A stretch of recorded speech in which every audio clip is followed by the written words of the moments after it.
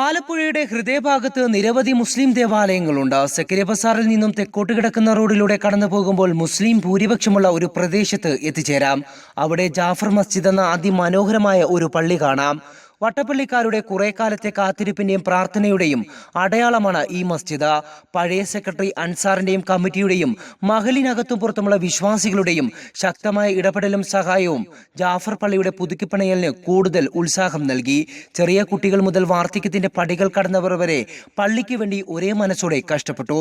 2008 ഡിസംബറിൽ പുതുക്കിപ്പണിയാൻ തുടങ്ങുകയും സംസ്ഥയുടെ നിറസാന്നിധ്യമായിരുന്ന ചെറുശ്ശേരി സൈനുദ്ദീൻ മുസ്ലിയാർ തറക്കല്ലിടുകയും ചെയ്ത മസ്ജിദ് 2011 റമദാൻ 17 ബദർ ദിനത്തിന് വിശ്വാസികൾക്ക് സമർപ്പിച്ചു.